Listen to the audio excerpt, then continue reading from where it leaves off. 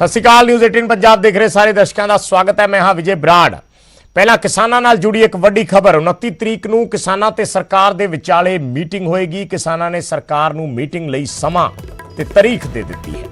29 ਦਸੰਬਰ ਦੀ ਤਾਰੀਖ ਹੈ ਔਰ 11 ਵਜੇ ਦਾ ਸਮਾਂ ਹੈ। ਵਿਗਿਆਨ ਭਵਨ ਦੇ ਵਿੱਚ ਇਹ ਮੀਟਿੰਗ ਕਰਨ ਬਾਰੇ ਗੱਲਬਾਤ ਕੀਤੀ ਜਾ ਰਹੀ ਹੈ। ਹਾਲਾਂਕਿ ਸਰਕਾਰ ਨੇ ਆਖਰੀ ਫੈਸਲਾ ਲੈਣਾ ਹੈ, ਪਰ ਹਰਜੀਤ ਗਰੇਵਾਲ ਭਾਜਪਾ ਆਗੂ ਕਹਿ ਰਹੇ ਨੇ ਕਿ ਮੀਟਿੰਗ ਕਿਸਾਨਾਂ ਵੱਲੋਂ ਦਿੱਤੀ ਤਾਰੀਖ ਤੇ ਹੀ ਹੋਏਗੀ। ਕਿਸਾਨਾਂ ਨੇ ਮੀਟਿੰਗ ਦੇ ਲਈ 4 ਸੂਤਰੀ ਏਜੰਡਾ ਵੀ ਸਰਕਾਰ ਨੂੰ ਭੇਜ ਦਿੱਤਾ ਹੈ। 4 ਸੂਤਰੀ ਏਜੰਡੇ ਤੇ ਕਿਸਾਨ ਇਸ ਮੀਟਿੰਗ ਦੇ ਵਿੱਚ ਚਰਚਾ ਕਰਨਗੇ, ਜਿਨ੍ਹਾਂ 'ਚ ਮੁੱਖ ਤੌਰ ਤੇ ਸਭ ਤੋਂ ਪਹਿਲਾਂ ਕਾਨੂੰਨ ਰੱਦ ਕਰਨਾ ਤੇ ਦੂਸਰਾ MSP ਦੀ ਕਾਨੂੰਨੀ ਗਰੰਟੀ, ਉਸ ਤੋਂ ਬਾਅਦ ਬਿਜਲੀ ਸੋਧ ਬਿੱਲ ਔਰ ਉਸ ਤੋਂ ਬਾਅਦ ਵਾਤਾਵਰਣ ਪ੍ਰਦੂਸ਼ਣ ਤੇ ਜਿਹੜਾ ਕਿਸਾਨਾਂ ਨੂੰ ਪਰਾਲੀ ਸਾੜਨ ਤੇ ਜਿਹੜਾ ਜੁਰਮਾਨੇ ਦਾ ਤਜਵੀਜ਼ ਰੱਖੀ ਗਈ ਸੀ ਉਸ ਨੂੰ ਵੀ ਵਾਪਸ ਲੈਣ ਦੀ ਗੱਲ ਹੈ। ਇਹ 4 ਸੂਤਰੀ ਏਜੰਡਾ ਕਿਸਾਨਾਂ ਵੱਲੋਂ ਅੱਜ ਸਰਕਾਰ ਦੇ ਸਾਹਮਣੇ ਰੱਖਿਆ ਗਿਆ ਹੈ। ਤਾਰੀਖ ਤੇ ਸਮੇਂ ਦੇ ਨਾਲ ਤਾਰੀਖ 29 ਦਸੰਬਰ ਤੇ ਸਮਾਂ 11 ਵਜੇ। ਕਿਸਾਨ ਮੀਟਿੰਗ ਕਰਨ ਲਈ ਤਿਆਰ ਨੇ। ਅਗਲਾ ਫੈਸਲਾ ਸਰਕਾਰ ਨੇ ਲੈਣਾ ਹੈ। हरजीत गरेवाल कह रहे हैं मीटिंग जरूर होगी। प्रस्ताव ये है कि किसानों के प्रतिनिधियों और भारत सरकार के बीच अगली बैठक 29 दिसंबर 2020 ट्यूसडे है, मंगलवार 29 दिसंबर 2020 को सुबह 11 बजे आयोजित की जाए। 3 केंद्रीय कृषि कानूनों को रद्द या निरस्त करने के लिए अपनाए जाने वाली क्रियाविधि, मोडेलिटीज क्या हो रिपील करने के लिए एजेंडा आइटम नंबर 1।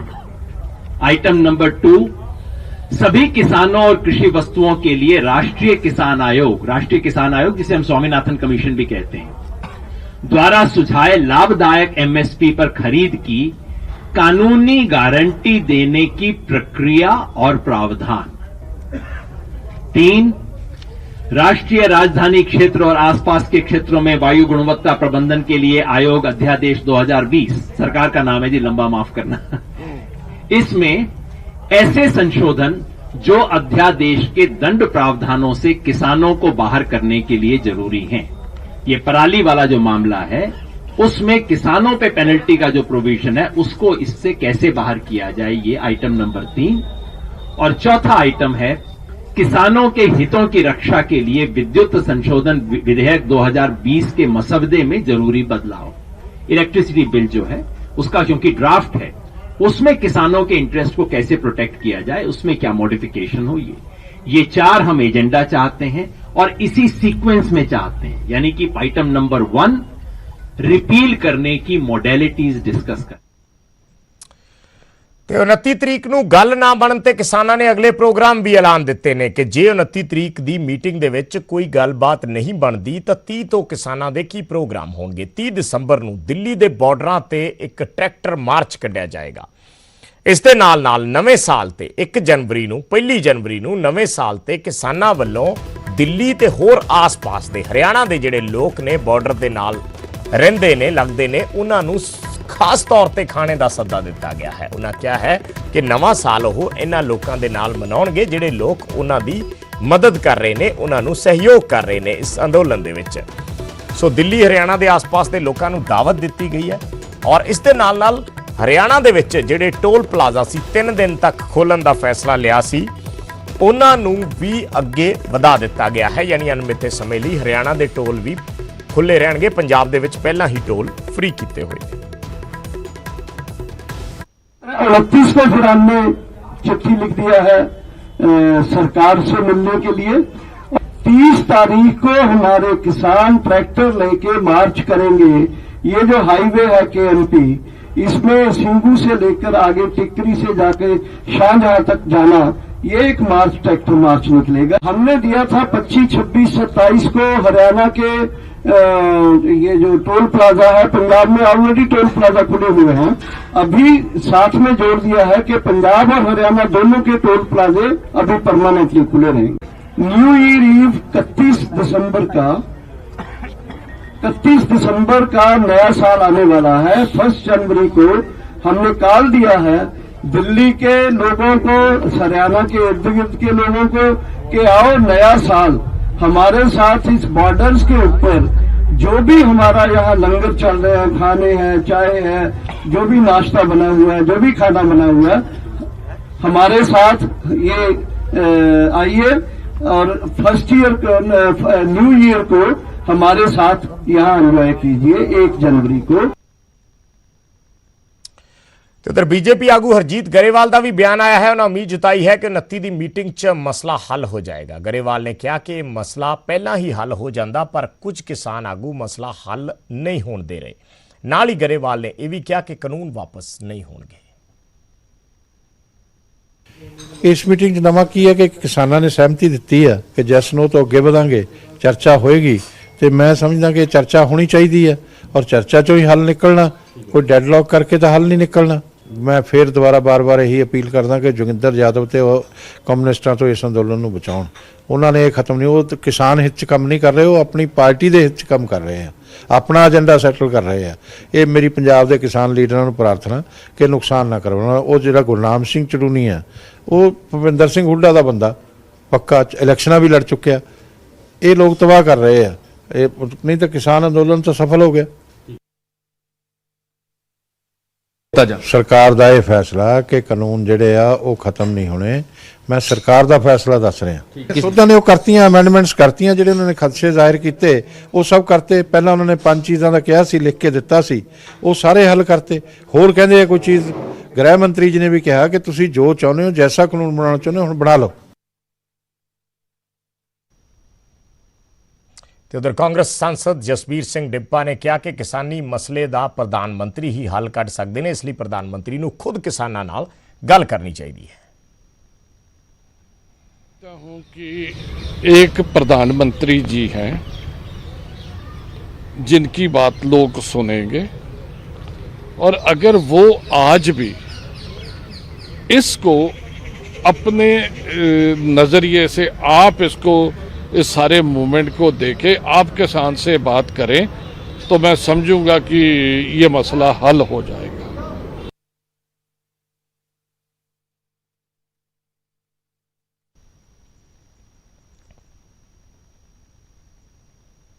ਤੇ ਉਧਰ ਦਿੱਲੀ ਪੁਲਿਸ ਕਮਿਸ਼ਨਰ ਵੱਲੋਂ ਟਿਕਰੀ ਬਾਰਡਰ ਦਾ ਅੱਜ ਦੌਰਾ ਕੀਤਾ ਗਿਆ ਤੇ ਸੁਰੱਖਿਆ ਪ੍ਰਬੰਧਾਂ ਦਾ ਜਾਇਜ਼ਾ ਲਿਆ। ਉਹਨਾਂ ਕਿਹਾ ਕਿ ਲਾਅ ਐਂਡ ਆਰਡਰ ਦੀ ਸਥਿਤੀ ਪੂਰੀ ਤਰ੍ਹਾਂ ਕੰਟਰੋਲ 'ਚ ਹੈ, ਅਸੀਂ ਸਾਰੀਆਂ ਏਜੰਸੀਆਂ ਦੇ ਸੰਪਰਕ 'ਚ ਹਾਂ।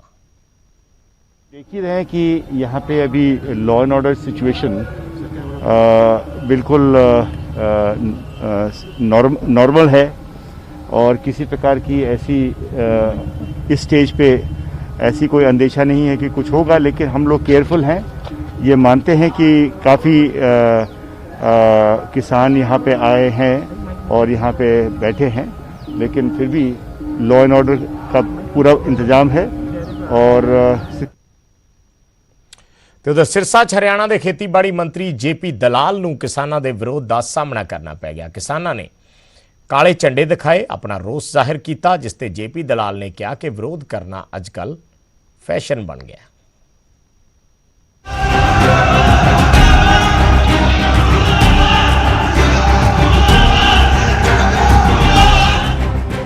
ਤਿੰਨੇ ਖੇਤੀ ਕਾਨੂੰਨਾਂ ਦੇ ਖਿਲਾਫ ਕਿਸਾਨਾਂ ਦਾ ਕੇਂਦਰ ਸਰਕਾਰ ਤੇ ਹਰਿਆਣਾ ਦੀ ਬੀਜੇਪੀ ਸਰਕਾਰ ਦੇ ਖਿਲਾਫ ਹੱਲਾ ਬੋਲ ਜਾਰੀ ਹੈ। ਹਜ਼ਾਰਾਂ ਕਿਸਾਨ ਦਿੱਲੀ ਬਾਰਡਰ ਤੇ ਬੈਠੇ ਹੋਏ ਨੇ, ਤਾਂ ਉੱਥੇ ਹੀ ਹਰਿਆਣਾ ਦੇ ਵਿੱਚ ਵੀ ਜਗ੍ਹਾ ਜਗ੍ਹਾ ਕਿਸਾਨ ਬੀਜੇਪੀ ਨੇਤਾਵਾਂ ਦਾ ਵਿਰੋਧ ਕਰ ਰਹੇ ਨੇ। ਜਿੱਥੇ ਸ਼ਨੀਵਾਰ ਨੂੰ ਕੈਥਲ 'ਚ ਵਿਧਾਇਕ ਈਸ਼ਵਰ ਸਿੰਘ ਤੇ ਰਾਜ ਮੰਤਰੀ ਕਮਲੇਸ਼ ਟਾਂਡਾ ਨੂੰ ਕਿਸਾਨਾਂ ਦੇ ਵਿਰੋਧ ਦਾ ਸਾਹਮਣਾ ਕਰਨਾ ਪਿਆ। ਕਿਸਾਨਾਂ ਨੇ ਕਾਲੀਆਂ ਝੰਡੀਆਂ ਵਿਖਾ ਕੇ ਵਿਰੋਧ ਕੀਤਾ। ਉੱਥੇ ਖੇਤੀ ਮੰਤਰੀ ਜੇਪੀ ਦਲਾਲ ਨੂੰ ਵੀ ਕਿਸਾਨਾਂ ਦੇ ਗੁੱਸੇ ਦਾ ਸਾਹਮਣਾ ਕਰਨਾ ਪਿਆ। ਜਦੋਂ ਜੇਪੀ ਦਲਾਲ ਸਿਰਸਾ ਪਹੁੰਚੇ ਤਾਂ ਕਿਸਾਨਾਂ ਦੇ ਵੱਲੋਂ ਜੰਮ ਕੇ ਨਾਅਰੇਬਾਜ਼ੀ ਕੀਤੀ ਗਈ ਤੇ ਜੇਪੀ ਦਲਾਲ ਦਾ ਵਿਰੋਧ ਕੀਤਾ ਗਿਆ। ਇਸ ਦੌਰਾਨ ਕਿਸਾਨਾਂ ਵੱਲੋਂ ਖੇਤੀਬਾੜੀ ਮੰਤਰੀ ਜੇਪੀ ਦਲਾਲ ਨੂੰ ਕਾਲੀਆਂ ਝੰਡੀਆਂ ਵੀ ਵਿਖਾਈਆਂ ਗਈਆਂ, ਜਿਸ ਤੇ ਖੇਤੀਬਾੜੀ ਮੰਤਰੀ ਨੇ ਕਿਹਾ ਕਿ ਅੱਜ ਕੱਲ੍ਹ ਇਹ ਫੈਸ਼ਨ ਬਣ ਗਿਆ ਹੈ, ਜਲਦੀ ਦੁੱਧ ਦਾ ਦੁੱਧ ਤੇ ਪਾਣੀ ਦਾ ਪਾਣੀ ਹੋ ਜਾਵੇਗਾ।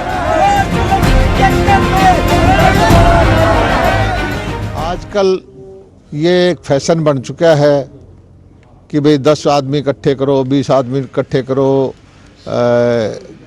काले झंडे दिखाओ या कोई और उत्पात करो, और किसानों के नाम से जो एंटी सोशल एलिमेंट हैं वो घुसने की कोशिश कर रहे हैं।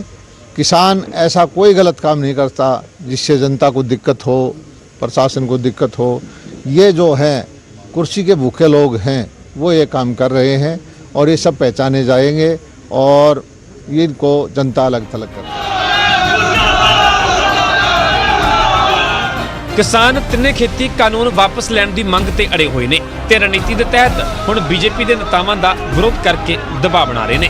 ਉੱਥੇ ਬੀਜੇਪੀ ਨੇਤਾ ਕਈ ਵਾਰ ਕਹਿ ਚੁੱਕੇ ਨੇ ਕਿ ਤਿੰਨੇ ਕਾਨੂੰਨ ਕਿਸਾਨਾਂ ਦੇ ਹਿੱਤ ਵਿੱਚ ਨੇ ਤੇ ਵਿਰੋਧੀ ਕਿਸਾਨਾਂ ਨੂੰ ਭਰਮ ਦੇ ਵਿੱਚ ਪਾ ਰਹੇ ਨੇ। ਉਧਰ ਕਿਸਾਨ ਹਰ ਹਾਲ ਦੇ ਵਿੱਚ ਕਾਨੂੰਨ ਰੱਦ ਕਰਵਾਉਣ ਦੀ ਗੱਲ ਕਹਿ ਰਹੇ ਨੇ। ਦੀਵਾਨੀ ਤੋਂ ਜਗਦੀਰ ਤੇ ਕੈਥਲ ਤੋਂ ਵਰਿੰਦਰਪੁਰੀ, ਨਿਊਜ਼ 18 ਪੰਜਾਬ।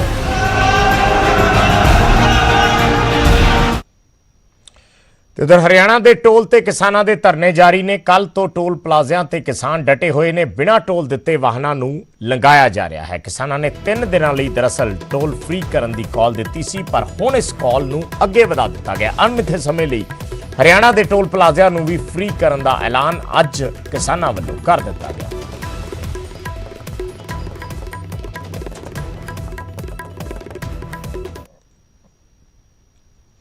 ਪੰਜਾਬ 'ਚ ਵੀ ਖੇਤੀ ਕਾਨੂੰਨਾਂ ਦੇ ਵਿਰੋਧ 'ਚ ਲਗਾਤਾਰ ਪ੍ਰਦਰਸ਼ਨ ਹੋ ਰਹੇ ਨੇ। ਅੰਮ੍ਰਿਤਸਰ 'ਚ ਅੱਜ ਵੱਡੀ ਗਿਣਤੀ 'ਚ ਲੋਕ ਟਰੈਕਟਰ ਟਰਾਲੀਆਂ ਤੇ ਸਵਾਰ ਹੋਏ। ਇੱਕ ਮਾਰਚ ਕੱਢਿਆ ਗਿਆ। ਹੌਲੀ ਸਿਟੀ ਤੋਂ ਸ਼ੁਰੂ ਹੋਇਆ ਇਹ ਮਾਰਚ ਪੂਰੇ ਸ਼ਹਿਰ ਦੇ ਵਿੱਚ ਦੀ ਹੋ ਕੇ ਨਿਕਲਿਆ। ਮੋਦੀ ਸਰਕਾਰ ਨੇ ਇਹ ਮਾੜੀ ਗੇਮ, ਬੈਡ ਗੇਮ ਖੇਡਣ ਦੀ ਹੈ, ਉਹਦੇ ਖਿਲਾਫ ਆ, ਕਿਉਂਕਿ ਇਹ ਆਰਡੀਨੈਂਸ ਵਾਪਸ ਨਹੀਂ ਲੈਣ ਦੀ, ਜਿਸ ਕਰਕੇ ਸਾਡੇ ਕਿਸਾਨਾਂ ਨੂੰ ਬਹੁਤ ਹੀ ਤਕਲੀਫ ਸਹਿਣੀ ਪੈਂਦੀ ਹੈ। ਇਸ ਲਈ ਆਪਾਂ ਇਹ ਮਾਰਚ ਕੱਢਣ ਦੇ ਆ, ਜਿਸ ਦੇ ਰਾਹੀਂ ਆਪਾਂ ਉਹਦੇ ਕੰਨ ਵਿੱਚ ਇਹ ਗੱਲ ਪਾਉਣਾ ਚਾਹੁੰਦੇ ਆ ਕਿ ਆਪਾਂ ਇਸ ਆਡੀਅנס ਦੇ ਬਹੁਤ। ਦਿੱਲੀ 'ਚ ਬੈਠੇ ਕਿਸਾਨਾਂ ਦੀ ਸਿਹਤ ਦਾ ਧਿਆਨ ਰੱਖਣ ਲਈ ਪੰਜਾਬ ਦੇ ਪਿੰਡਾਂ 'ਚੋਂ ਪਿੰਡੀਆਂ ਪਹੁੰਚਾਈਆਂ ਜਾ ਰਹੀਆਂ ਨੇ। ਮੋਗਾ ਦੇ ਪਿੰਡ ਰੋਡੇ 'ਚ ਦੇਸੀ ਘਿਓ ਨਾਲ ਕਰੀਬ 15 ਕੁਇੰਟਲ ਪਿੰਨੀਆਂ ਤਿਆਰ ਕੀਤੀਆਂ ਗਈਆਂ ਨੇ। ਉੱਥੇ ਹੀ ਬਟਾਲਾ 'ਚ ਵੀ ਕਿਸਾਨਾਂ ਵਾਸਤੇ 6 ਕੁਇੰਟਲ ਅਲਸੀ ਦੀਆਂ ਪਿੰਨੀਆਂ ਬਣਾਈਆਂ ਜਾ ਰਹੀਆਂ ਨੇ, ਜੋ ਦਿੱਲੀ 'ਚ ਮੋਰਚੇ ਤੇ ਬੈਠੇ ਕਿਸਾਨਾਂ ਨੂੰ ਭੇਜੀਆਂ ਜਾਣਗੀਆਂ। ਪਿੰਨੀਆਂ ਜਿਹੜੀਆਂ ਤਕਰੀਬਨ 14 ਤੋਂ 15 ਕੁਇੰਟਲ ਪਿੰਨੀਆਂ ਜਿਹੜੀਆਂ ਨੇ ਉਹ ਤਿਆਰ ਹੋ ਰਹੀਆਂ ਨੇ। ਇਹ ਪਿੰਨੀਆਂ ਖੋਏ ਦੀਆਂ ਤਿਆਰ ਹੋ ਰਹੀਆਂ ਨੇ। ਇਹਦੇ ਵਿੱਚ ਬਦਾਮ, ਕਾਜੂ, ਇਸ ਤੋਂ ਇਲਾਵਾ ਅਲਸੀ ਜਿਹੜੀ ਹੈ, ਸੌਗੀ ਜਿਹੜੀ ਉਹ ਪਾਈ ਜਾ ਰਹੀ ਹੈ। ਕਿ ਅਸੀਂ ਇੱਕ ਕਿਸਾਨ ਵੀਰਾਂ ਦੀ ਸਿਹਤ ਦੀ ਕਾਮਨਾ ਕਰਦੇ ਹੋਏ ਉਹਨਾਂ ਲਈ ਇਹ ਪਿੰਨੀਆਂ ਬਣਾ ਕੇ ਭੇਜਦੇ ਹਾਂ, ਜਿਹੜੀਆਂ ਉਹਨਾਂ ਦੇ ਸਰੀਰ ਨੂੰ ਗਰਮਾਇਸ਼ ਦੇਣ। ਜਿਹੜੇ ਟਰਾਲੀਆਂ ਥੱਲੇ ਲੇਟੇ ਹੋਏ ਨੇ ਤੇ ਸਮੇਂ ਦੀਆਂ ਸਰਕਾਰਾਂ ਅੱਗੇ ਬੇਨਤੀ ਕਰਦੇ ਹਾਂ ਕਿ ਉਹ ਕਾਲੇ ਕਾਨੂੰਨ ਜਿਹੜੇ ਨੇ ਉਹ ਰੱਦ ਕੀਤੇ ਜਾਣ ਤੇ ਸਾਡੇ ਘਰ ਆਉਣ। ਤੇ ਦਿੱਲੀ 'ਚ ਜਿੱਥੇ ਕਿਸਾਨਾਂ ਦਾ ਸੰਘਰਸ਼ ਲਗਾਤਾਰ ਜਾਰੀ ਹੈ, ਉੱਥੇ ਹੀ ਕਿਸਾਨਾਂ ਦੀ ਸਿਹਤ ਦਾ ਵੀ ਖਾਸ ਤੌਰ ਤੇ ਖਿਆਲ ਰੱਖਿਆ ਜਾ ਰਿਹਾ ਹੈ। ਕਿਸਾਨਾਂ ਦੇ ਸਿਰ ਦੀ ਮਾਲਿਸ਼ ਕਰਨ ਦੀ ਸੇਵਾ ਨਿਭਾਈ ਜਾ ਰਹੀ ਹੈ। ਇੱਕ ਰਿਪੋਰਟ ਦਿਖਾਉਣੇ ਆ ਸਾਡੇ ਸਹਿਯੋਗੀ ਰੋਹਿਤ ਬੰਸਲ ਦੀ। ਮੋਰਚਿਆਂ ਤੇ ਹਰ ਪ੍ਰਕਾਰ ਦੀ ਸੇਵਾ ਜਾਰੀ ਹੈ। ਤੁਸੀਂ ਮੇਰੇ ਪਿੱਛੇ ਦੇਖ ਸਕਦੇ ਹੋ ਕਿ ਕਿਸ ਤਰ੍ਹਾਂ ਜਿਹੜੀਆਂ ਇੱਥੇ ਲੱਤਾਂ ਦੀ ਮਾਲਿਸ਼ ਕੀਤੀ ਜਾ ਰਹੀ ਹੈ, ਕਿਉਂਕਿ ਜੇਕਰ ਕਿਸੇ ਦੀਆਂ ਇੱਥੇ ਜ਼ਿਆਦਾਤਰ ਬਜ਼ੁਰਗ ਨੇ ਜਿਹੜੇ ਟਰੈਕਟਰ ਟਰਾਲੀਆਂ ਤੇ ਚੜ੍ਹਦੇ ਉਤਰਦੇ ਰਹਿੰਦੇ ਨੇ ਔਰ ਤੋਰਾ ਫੇਰਾ ਬਹੁਤ ਲੰਮਾ ਰਹਿੰਦਾ, ਇਸ ਕਰਕੇ ਬਜ਼ੁਰਗਾਂ ਵੱਲੋਂ ਲਗਾਤਾਰ ਜਿਹੜੀ ਇਹ ਬਜ਼ੁਰਗਾਂ ਦੀ ਸੇਵਾ ਹੈਗੀ ਉਹ ਲਗਾਤਾਰ ਚੱਲਦੀ ਰਹਿੰਦੀ ਹੈ। ਔਰ ਤੁਸੀਂ ਦੇਖ ਸਕਦੇ ਹੋ ਕਿ ਇਕੱਲੀ ਲੱਤਾਂ ਬਾਹਾਂ ਦੀ ਮਾਲਿਸ਼ ਨਹੀਂ, ਇਸ ਤੋਂ ਇਲਾਵਾ ਜਿਹੜੀ ਸਿਰਾਂ ਦੀ ਵੀ ਮਾਲਿਸ਼ ਕੀਤੀ ਜਾ ਰਹੀ ਹੈ। ਜੇਕਰ ਕਿਸੇ ਨੇ ਆਪਣੇ ਸਿਰ ਦੀ ਮਾਲਿਸ਼ ਕਰਾਉਣੀ ਹੋਵੇ ਤਾਂ ਉਹ ਵੀ ਕਰਵਾ ਸਕਦੇ ਆ। ਨੌਜਵਾਨ ਨੇ, ਉਹਨਾਂ ਨਾਲ ਗੱਲ ਕਰਾਂਗੇ। ਸਤਿ ਸ਼੍ਰੀ ਅਕਾਲ ਬਾਈ ਜੀ, ਕੀ ਨਾਮ ਹੈ ਤੁਹਾਡਾ? ਹਾਂਜੀ, ਸਤਿ ਸ਼੍ਰੀ ਅਕਾਲ ਬਾਈ ਜੀ। ਬਾਈ ਜੀ ਮੇਰਾ ਨਾਮ ਹਰਪਾਲ ਸਿੰਘ, ਜ਼ਿਲ੍ਹਾ ਕਪੂਰਥਲਾ, ਪਿੰਡ ਢੁੱਡੀਆਂ ਵਾਲ ਜੀ। ਭਾਜੀ ਕਿੱਦਾਂ ਦਿਮਾਗ 'ਚ ਆਈਡੀਆ ਆਇਆ ਕਿ ਸਿਰਾਂ ਦੀ ਮਾਲਿਸ਼ ਕੀਤੀ ਜਾਵੇ, ਲੱਤਾਂ ਬਾਹਾਂ ਦੀ ਮਾਲਿਸ਼ ਕੀਤੀ ਜਾਵੇ? ਜੀ ਬਾਬੇ ਦੀ ਕਿਰਪਾ ਨਾਲ ਸਾਡੇ ਸਾਰੇ ਬੰਦਿਆਂ ਨੇ ਲੰਗਰ ਬਹੁਤ ਲਾਏ ਨੇ। ਅਸੀਂ ਕਿਹਾ ਕਿ ਬੰਦੇ ਥੋੜੇ ਜਿਹਾ ਹਰਾਸਮੈਂਟ ਵੀ ਨਾ ਹੋਣ, ਇਸ ਕਰਕੇ ਥੋੜਾ ਜਿਹਾ ਮਾਈਂਡ ਵੀ ਫਰੈਸ਼ ਹੋਣੇ ਚਾਹੀਦੇ ਨੇ, ਜਿਹੜੇ ਆਪੋ ਆਪਣੀਆਂ ਵਿਚਾਰਧਾਰਾ ਸੋਚ ਸਕਣ ਕਿ ਆਪੋ ਆਪਣਾ ਚੰਗਾ ਭਲਾ ਸਾਰੇ, ਕਿਉਂਕਿ ਇੱਥੇ ਰਹਿ ਕੇ ਤੁਹਾਨੂੰ ਪਤਾ ਕਈ ਤਰ੍ਹਾਂ ਦੀ ਦਿੱਕਤਾਂ ਵੀ ਆ ਰਹੀਆਂ ਨੇ ਬੰਦੇ ਨੂੰ। ਇਸ ਕਰਕੇ ਸਾਡੇ ਦਿਮਾਗ 'ਚ ਆਈ ਕਿ ਨਾਲੇ ਸਾਡੇ ਮਨ ਨੂੰ ਬਹੁਤ ਖੁਸ਼ੀ ਹੋ ਰਹੀ ਹੈ। ਲੋਕੀ ਵੀ ਤੁਹਾਨੂੰ ਪਤਾ ਭਰਮਾ ਹੰਗਾਰਾ ਮਿਲ ਰਿਹਾ ਜੀ ਸਾਨੂੰ। ਸੋ ਤੁਸੀਂ ਸਾਫ਼ ਤੌਰ ਤੇ ਦੇਖ ਸਕਦੇ ਹੋ ਕਿ ਕਿਸ ਤਰ੍ਹਾਂ ਜਿਹੜੀ ਇਹ ਨੌਜਵਾਨ ਨੇ ਉਹ ਲਗਾਤਾਰ ਸੇਵਾ ਕਰ ਰਹੇ ਨੇ। ਕਿਹੜੇ ਪਿੰਡਾਂ ਤੋਂ ਆਏ ਹੋ? ਅਸੀਂ ਪਿੰਡ ਚੌਂਦਾ। ਮਾਲਿਸ਼ ਮੁੰਡੇ ਠੀਕ ਕਰ ਰਹੇ ਆ ਸਿਰ ਦੀ? ਸੰਗਰੂਰ ਜ਼ਿਲ੍ਹਾ। ਮੈਂ ਕਿਹਾ ਮੁੰਡੇ ਮਾਲਿਸ਼ ਠੀਕ ਕਰ ਰਹੇ ਜੀ? ਬਹੁਤ ਵਧੀਆ। ਜਿੰਨੇ ਕਿਨਾਰੇ ਮੋਦੀ ਨੂੰ ਰੋਈਆਂ ਉਹਨਾਂ ਕ ਮੇਰਾ ਸਿਰ ਹੌਲਾ ਹੋ ਗਿਆ। ਸ਼ਾਂਤੀ ਮਿਲ ਗਈ? ਸ਼ਾਂਤੀ ਜਮਾਂ ਹੀ ਸ਼ਾਂਤੀ ਮਿਲ ਗਈ। ਹੁਣ 4 ਦਿਨ ਸਮਾਰ ਕੇ ਰੂੰ। ਸੋ ਤੁਸੀਂ ਮਾਤਾ ਨੂੰ ਸੁਣਿਆ, ਸਾਫ਼ ਤੌਰ ਤੇ ਕਹਿ ਰਹੇ ਨੇ ਕਿ ਸ਼ਾਂਤੀ ਮਿਲ ਰਹੀ ਹੈ ਜਿਸ ਤਰ੍ਹਾਂ ਇਹ ਨੌਜਵਾਨ ਸੇਵਾ ਕਰ ਰਹੇ ਔਰ ਇਹ ਨੌਜਵਾਨਾਂ ਵੱਲੋਂ ਇਹ ਸੇਵਾ ਲਗਾਤਾਰ ਜਾਰੀ ਹੈ। ਕੈਮਰਾਮੈਨ ਰਜਿੰਦਰ ਦੇ ਨਾਲ ਰੋਹਿਤ ਬੰਸਲ, ਪੱਕਾ ਨਿਊਜ਼ 18 ਪੰਜਾਬ, ਦਿੱਲੀ ਸਿੰਘੂ ਬਾਰਡਰ।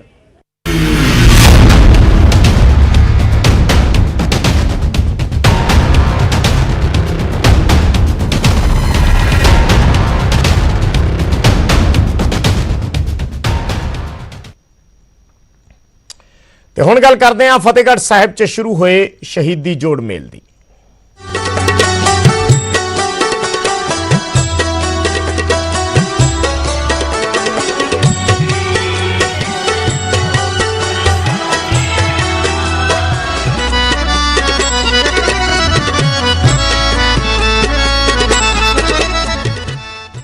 ਸ਼ਹੀਦੀ ਜੋੜ ਮੇਲ ਦੇ ਦੂਜੇ ਦਿਨ ਵੱਡੀ ਗਿਣਤੀ 'ਚ ਸੰਗਤ ਫਤਿਹਗੜ੍ਹ ਸਾਹਿਬ ਦੀ ਪਵਿੱਤਰ ਧਰਤੀ ਤੇ ਨਤਮਸਤਕ ਹੋਣ ਪਹੁੰਚੀ ਅਤੇ ਸਾਹਿਬਜ਼ਾਦਿਆਂ ਦੀ ਲਾਸਾਨੀ ਸ਼ਹਾਦਤ ਨੂੰ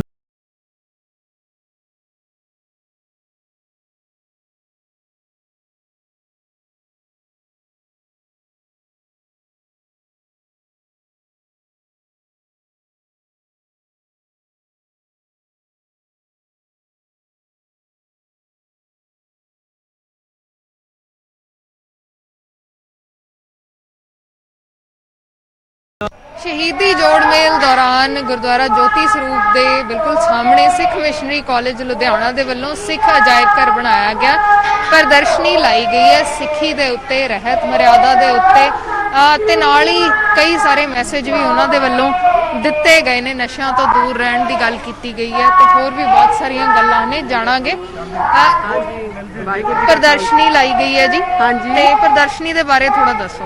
ਹਾਂਜੀ, ਇਹ ਪ੍ਰਦਰਸ਼ਨੀ ਅਸੀਂ ਇਸ ਕਰਕੇ ਲਗਾਈ ਹੋਈ ਹੈ ਜੀ, ਜੋ ਵੀ ਇੱਥੇ ਮੱਥਾ ਟੇਕਣ ਆ ਰਹੇ ਆ, ਫਤਿਹਗੜ੍ਹ ਸਾਹਿਬ ਸਾਹਿਬਜ਼ਾਦਿਆਂ ਨੂੰ ਸ਼ਰਧਾਂਜਲੀ ਦੇਣ ਆ ਰਹੇ ਨੇ, ਉਹ ਸਿਰਫ ਮੇਲਾ ਬਣ ਕੇ ਨਾ ਰਹਿ ਜਾਵੇ। ਇੱਕ ਇੱਥੇ ਆਉਣ, ਗੁਰ ਸ਼ਬਦ ਨਾਲ ਜੋੜਨ, ਜਿਵੇਂ ਪਖੰਡੀ ਸਾਧ ਨੇ ਇਹਨਾਂ ਤੋਂ ਬਚਾਅ ਹੋਵੇ।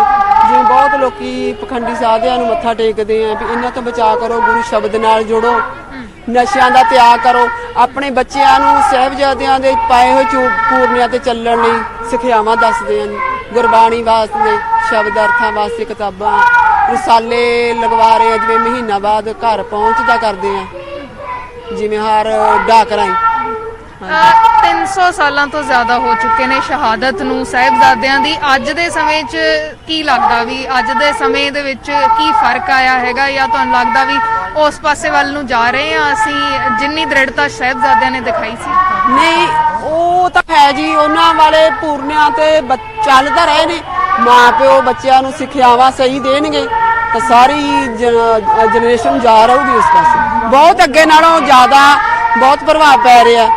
ਜਿਵੇਂ ਆਪਾਂ ਪ੍ਰਦਰਸ਼ਨੀ ਲਾਉਂਦੇ ਆ, ਕੋਈ ਵੀ ਆ ਕੇ ਦੇਖਦਾ ਹੈ, ਉਹ ਤਾਂ ਬਹੁਤ ਪੜ੍ਹਨ ਰਸਾਲੇ ਵੀ ਲੈ ਕੇ ਜਾਂਦੇ ਆ, ਬਹੁਤ ਫਰਕ ਪੈਂਦਾ ਜੀ। ਜੇ ਆਪਾਂ ਮਾਂ ਪਿਓ ਉਹਨਾਂ ਨੂੰ ਚੰਗੀ ਸਿੱਖਿਆਵਾਂ ਦੇਵਾਂਗੇ ਤਾਂ ਬੱਚੇ ਜ਼ਰੂਰ ਲੱਗਣਗੇ ਇਸ ਪਾਸੇ। ਤਾਂ ਇੱਕ ਪ੍ਰਦਰਸ਼ਨੀ ਲਾਈ ਗਈ ਹੈ ਸਿੱਖੀ ਦੇ ਬਾਰੇ, ਸਿੱਖੀ ਰਹਿਤ ਮਰਿਆਦਾ ਦੇ ਬਾਰੇ ਤੇ ਸਿੱਖ ਧਰਮ ਦੇ ਬਾਰੇ ਜਾਣਕਾਰੀ ਦੇਣ ਦੇ ਲਈ, ਤਾਂ ਕਿ ਜਿਹੜੇ ਲੋਕ ਸਿੱਖੀ ਦੇ ਨਾਲ ਨਹੀਂ ਵੀ ਜੁੜੇ ਹੋਏ ਜਾਂ ਪੂਰਨ ਤੌਰ ਤੇ ਨਹੀਂ ਜੁੜੇ, ਉਹ ਵੀ ਆ ਕੇ ਜੁੜ ਸਕਣ। ਰਸਾਲੇ ਵੀ ਇਹਨਾਂ ਦੇ ਵੱਲੋਂ ਦਿੱਤੇ ਜਾ ਰਹੇ ਨੇ। ਸਿੱਖ ਮਿਸ਼ਨਰੀ ਕਾਲਜ ਲੁਧਿਆਣਾ ਦੇ ਵੱਲੋਂ ਇਹ ਉਪਰਾਲਾ ਸ਼ਹੀਦੀ ਜੋੜ ਮੇਲ ਦੌਰਾਨ ਕੀਤਾ ਗਿਆ। ਸ਼੍ਰੀ ਫਤਿਹਗੜ੍ਹ ਸਾਹਿਬ ਤੋਂ ਕੈਮਰਾਮੈਨ ਅਜੇ ਦੇ ਨਾਲ ਅਰਸ਼ਦੀਪ ਅਰਸ਼ੀ, ਨਿਊਜ਼ 18। ਤਾਂ ਫਤਿਹਗੜ੍ਹ ਸਾਹਿਬ ਦੇ ਵਿੱਚ ਸੂਬਾ ਸਰਹੰਦ ਵੱਲੋਂ ਮਾਤਾ ਗੁਜਰ ਕੌਰ ਤੇ ਛੋਟੇ ਸਾਹਿਬਜ਼ਾਦਿਆਂ ਨੂੰ ਠੰਡੇ ਬੁਰਜ 'ਚ ਕੈਦ ਕੀਤਾ ਗਿਆ ਸੀ, ਜਿੱਥੇ ਸਾਹਿਬਜ਼ਾਦਿਆਂ ਨੂੰ ਕਈ ਤਰ੍ਹਾਂ ਦੇ ਲਾਲਚ ਦਿੱਤੇ ਗਏ, ਡਰਾਉਣ ਧਮਕਾਉਣ ਦੀ ਕੋਸ਼ਿਸ਼ ਹੋਈ, ਪਰ ਸਾਹਿਬਜ਼ਾਦਿਆਂ ਨੇ ਸੂਬਾ ਸਰਹੰਦ ਦੀ ਈਨ ਮੰਨਣ ਦੀ ਬਜਾਏ ਸ਼ਹਾਦਤ ਨੂੰ ਕਬੂਲ ਕੀਤਾ। ਦਿਨ ਵੀ ਸੰਗਤਾਂ ਜੁੜੀਆਂ ਨੇ। ਠੰਡੇ ਬੁਰਜ ਦੇ ਵਿੱਚ ਅਸੀਂ ਮੌਜੂਦ ਹੈਗੇ ਆ। ਠੰਡੇ ਬੁਰਜ ਦੇ ਵਿੱਚ ਮਾਤਾ ਗੁਜਰ ਕੌਰ ਜੀ ਤੇ ਛੋਟੇ ਸਾਹਿਬਜ਼ਾਦਿਆਂ ਨੂੰ ਕੈਦ ਕੀਤਾ ਗਿਆ ਸੀ, ਜਿੱਥੇ ਤਸੀਹੇ ਵੀ ਦਿੱਤੇ ਗਏ ਸੀਗੇ। ਛੋਟੇ ਸਾਹਿਬਜ਼ਾਦੇ ਬਾਬਾ ਜ਼ੋਰਾਵਰ ਸਿੰਘ ਤੇ ਬਾਬਾ ਫਤਿਹ ਸਿੰਘ ਜੀ ਨੂੰ ਤਸੀਹੇ ਦਿੱਤੇ ਗਏ ਸੀ ਸਿੱਖ ਧਰਮ ਬਦਲਣ ਲਈ, ਤਬਦੀਲ ਕਰਨ ਦੇ ਲਈ ਉਹਨਾਂ ਉੱਤੇ ਜ਼ੋਰ ਪਾਇਆ ਗਿਆ, ਉਹਨਾਂ ਨੂੰ ਲਾਲਚ ਵੀ ਦਿੱਤੇ ਗਏ, ਲੇਕਿਨ ਉਹ ਆਪਣੇ ਧਰਮ ਦੇ ਉੱਤੇ ਕਾਇਮ ਰਹੇ। ਦਸ਼ਮੇਸ਼ ਪਿਤਾ ਸ਼੍ਰੀ ਗੁਰੂ ਗੋਬਿੰਦ ਸਿੰਘ ਜੀ ਦੇ ਛੋਟੇ ਸਾਹਿਬਜ਼ਾਦੇ ਜ਼ੋਰਾਵਰ ਸਿੰਘ ਤੇ ਬਾਬਾ ਫਤਿਹ ਸਿੰਘ ਜੀ, ਉਹਨਾਂ ਨੇ ਸ਼ਹਾਦਤ ਕਬੂਲ ਕੀਤੀ, ਪਰ ਸਿੱਖੀ ਧਰਮ ਜਿਹੜਾ ਸੀਗਾ ਉਸ ਨੂੰ ਤਬਦੀਲ ਕਰਨ ਦੇ ਲਈ ਰਾਜ਼ੀ ਨਹੀਂ ਹੋਏ। ਮਾਤਾ ਗੁਜਰ ਕੌਰ ਜੀ ਨੂੰ ਤੇ ਛੋਟੇ ਸਾਹਿਬਜ਼ਾਦਿਆਂ ਨੂੰ ਠੰਡੇ ਬੁਰਜ ਦੇ ਵਿੱਚ ਕੈਦ ਕਰਕੇ ਰੱਖਿਆ ਗਿਆ ਸੀਗਾ। ਬਹੁਤ ਨਿੱਕੀ ਉਮਰ ਸੀਗੀ। ਅਸੀਂ ਅਕਸਰ ਕਹਿੰਦੇ ਹਾਂ ਨਿੱਕੀਆਂ ਜਿੰਦਾਂ ਵੱਡੇ ਸਾਕੇ। ਅੱਜ ਜੇ ਅਸੀਂ ਗੱਲ ਕਰੀਏ 300 ਸਾਲ ਤੋਂ ਜ਼ਿਆਦਾ ਹੋ ਚੁੱਕੇ ਨੇ ਸ਼ਹਾਦਤ ਨੂੰ, ਪਰ ਅੱਜ ਵੀ ਸੰਗਤ ਦਰਦ ਮਹਿਸੂਸ ਕਰਦੀ ਹੈ ਕਿ ਨਿੱਕੇ ਨਿੱਕੇ ਸਾਹਿਬਜ਼ਾਦਿਆਂ ਨੂੰ ਜਿਸ ਤਰੀਕੇ ਨਾਲ ਕਤਲ ਕੀਤਾ ਗਿਆ, ਪਰ ਜਿਵੇਂ ਉਹ ਆਪਣੇ ਧਰਮ ਦੇ ਉੱਤੇ ਦ੍ਰਿੜ ਰਹੇ। ਅੱਜ ਕੀ ਲੱਗਦਾ ਹੈ ਕਿ ਅੱਜ ਜਿਹੜੀ ਨੌਜਵਾਨੀ ਹੈਗੀ ਹੈ ਕਿਸ ਪਾਸੇ ਵੱਲ ਨੂੰ ਜਾ ਰਹੀ ਹੈਗੀ ਹੈ, ਜਾਂ ਜਿਹੜਾ ਜਿਵੇਂ ਅਸੀਂ ਦੇਖ ਰਹੇ ਹਾਂ ਕਿ ਸੰਗਤਾਂ ਦਾ ਜਿਹੜਾ ਹਜੂਮ ਹੈਗਾ ਉਹ ਘਟਦਾ ਨਜ਼ਰ ਨਹੀਂ ਆਉਂਦਾ ਹੈਗਾ? ਕੀ ਲੱਗਦਾ? ਜੋ ਆਪਣੇ ਛੋਟੇ ਬੱਚਿਆਂ ਦੀ ਸ਼ਹਾਦਤ, ਬਾਬਾ ਜ਼ੋਰਾਵਰ ਸਿੰਘ ਜੀ, ਬਾਬਾ ਫਤਿਹ ਸਿੰਘ ਜੀ, ਜੋ ਸਾਰਿਆਂ ਨਾਲੋਂ ਛੋਟੇ ਸਾਹਿਬਜ਼ਾਦੇ 7 ਤੇ 9 ਸਾਲ ਦੀ ਉਮਰ ਸੀ ਜਿਨ੍ਹਾਂ ਦੀ, ਸੋ ਇੰਨਾ ਮਹਾਰਾਜ ਜੀ ਮਾਤਾ ਗੁਜਰ ਕੌਰ ਜੀ ਨੇ ਉਹਨਾਂ ਦੇ ਵਿੱਚ ਜਨੂਨ ਭਰਿਆ। ਗੁਰੂ ਗੋਬਿੰਦ ਸਿੰਘ ਜੀ ਨੇ ਇੰਨਾ ਜਨੂਨ ਭਰਿਆ ਕਿ ਉਹਨਾਂ ਨੇ ਜਲਾਦਾਂ ਵੱਲੋਂ ਇੰਨਾ ਉਹਨਾਂ ਨੂੰ ਲਾਲਚ ਦਿੱਤੇ ਗਏ, ਪਰ ਉਹ ਫਿਰ ਵੀ ਨਾ ਮੰਨੇ। ਸੋ ਉਹਨਾਂ ਨੂੰ ਜਿਉਂਦੇ ਨੀਹਾਂ ਦੇ ਵਿੱਚ ਚਿਣਾਇਆ ਗਿਆ ਇਸ ਧਰਤੀ ਦੇ ਉੱਤੇ। ਸੋ ਮੈਂ ਅੱਜ ਦੇ ਨੌਜਵਾਨਾਂ ਨੂੰ ਇਹ ਕਹਿਣਾ ਚਾਹੁੰਦਾ ਵੀ ਦੇਖੋ, ਸਿੱਖ ਧਰਮ ਬਹੁਤ ਹੀ ਵੱਡਾ ਧਰਮ ਹੈ। ਸੋ ਇਹਦੇ ਵਿੱਚ ਆਪਾਂ ਬਾਣੀ ਪੜ੍ਹ ਕੇ ਆਪਣਾ ਮਨੁੱਖਾ ਜੀਵਨ ਸਫਲ ਕਰ ਸਕਦੇ ਹਾਂ ਜੀ। ਸ਼੍ਰੀ ਫਤਿਹਗੜ੍ਹ ਸਾਹਿਬ ਤੋਂ ਕੈਮਰਾਮੈਨ ਅਜੇ ਕੁਮਾਰ ਦੇ ਨਾਲ ਅਰਸ਼ਦੀਪ ਪਰਸ਼ੀ, ਨਿਊਜ਼ 18। ਅੰਗਰੇਜ਼ਾਂ ਦੀ ਨੱਕ 'ਚ ਦਮ ਕਰਨ ਵਾਲੇ ਅਤੇ ਜਲਿਆਂਵਾਲਾ ਬਾਗ ਦੇ ਖੂਨੀ ਸਾਕੇ ਦਾ ਬਦਲਾ ਲੈਣ ਵਾਲੇ ਬਹਾਦਰ ਸੂਰਮੇ ਸ਼ਹੀਦ ਊਧਮ ਸਿੰਘ ਦਾ ਅੱਜ 122ਵਾਂ ਜਨਮ ਦਿਹਾੜਾ ਹੈ। ਇਸ ਮੌਕੇ ਉਹਨਾਂ ਦੇ ਜੱਦੀ ਪਿੰਡ ਸੁਨਾਮ 'ਚ ਸ਼ਹੀਦ ਊਧਮ ਸਿੰਘ ਨੂੰ ਸ਼ਰਧਾਂਜਲੀ ਭੇਂਟ ਕੀਤੀ ਗਈ। ਸ਼ਹੀਦ ਦੇ ਪਰਿਵਾਰਕ ਮੈਂਬਰਾਂ ਨੇ ਹੱਥਾਂ 'ਚ ਕਿਸਾਨੀ ਝੰਡੇ ਫੜ ਕੇ ਤੇ ਸਰਕਾਰ ਵਿਰੋਧੀ ਨਾਅਰੇ ਲਾ ਕੇ ਸ਼ਹੀਦ ਨੂੰ ਆਪਣੀ ਸ਼ਰਧਾ ਦੇ ਫੁੱਲ ਭੇਂਟ ਕੀਤੇ। ਜਿੱਥੇ ਸਾਨੂੰ ਖੁਸ਼ੀ ਹੈ ਅੱਜ ਸ਼ਹੀਦ ਊਧਮ ਸਿੰਘ ਦੇ ਜਨਮ ਦਿਨ ਦੀ, ਉੱਥੇ ਸਭ ਤੋਂ ਵੱਡੀ ਤਾਂ ਅੱਜ ਨਿਰਾਸ਼ਾ। ਸ਼ਹੀਦ ਊਧਮ ਸਿੰਘ ਵੀ ਇੱਕ ਕਿਸਾਨ ਦਾ ਪੁੱਤਰ ਹੋਇਆ। ਅਸੀਂ ਦੇਖ ਰਹੇ ਹਾਂ ਕਿ ਦਿੱਲੀ ਦੇ ਵਿੱਚ ਪੰਜਾਬ, ਹਰਿਆਣਾ, ਰਾਜਸਥਾਨ ਦਾ ਕਿ ਪੂਰੇ ਦੇਸ਼ ਦਾ ਕਿਸਾਨ 1 ਮਹੀਨੇ ਤੋਂ ਸੰਘਰਸ਼ ਲੜ ਰਿਹਾ, ਕੋਈ ਸੁਣਵਾਈ ਨਹੀਂ ਹੋ ਰਹੀ। ਅੱਜ ਅਸੀਂ ਝੰਡੇ ਲੈ ਕੇ ਮੋਦੀ ਸਰਕਾਰ ਦਾ ਵਿਰੋਧ ਕਰਦੇ ਹਾਂ। ਵਿਰੋਧ ਦੇ ਨਾਲ ਹੀ ਅਸੀਂ ਸ਼ਰਧਾਂਜਲੀ ਭੇਟ ਕਰ ਰਹੇ ਹਾਂ। ਇੱਕ ਮੈਸੇਜ ਵੀ ਦੇਣਾ ਚਾਹੁੰਦੇ ਹਾਂ ਅਸੀਂ ਮੋਦੀ ਸਰਕਾਰ ਨੂੰ ਕਿ ਤੁਸੀਂ ਹੋਰ ਜ਼ਿਆਦਾ ਇਮਤਿਹਾਨ ਨਾ ਲਓ। ਇਹ ਸ਼ਹੀਦਾਂ ਦੀ ਧਰਤੀ ਆ। ਇਹ ਨਾ ਹੋਵੇ ਕਿ ਘਰ ਘਰ ਦੇ ਵਿੱਚ ਊਧਮ ਸਿੰਘ ਪੈਦਾ ਹੋ ਜਾਏ, ਘਰ ਘਰ ਦੇ ਵਿੱਚ ਭਗਤ ਸਿੰਘ ਪੈਦਾ ਹੋ ਜਾਏ। ਕਿਤੇ ਤੁਹਾਨੂੰ ਸਾਰੇ ਇਹ ਪੰਜਾਬ, ਹਰਿਆਣੇ ਦੇ ਲੋਕ ਸਾਹਮਣੇ ਔਖੇ ਹੋਏ ਹਨ। ਤੇ ਇਸ ਬੁਲੇਟਿਨ 'ਚ ਫਿਲਹਾਲ ਇੰਨਾ ਹੀ। ਛੋਟਾ ਜਿਹਾ ਕਮਰਸ਼ੀਅਲ।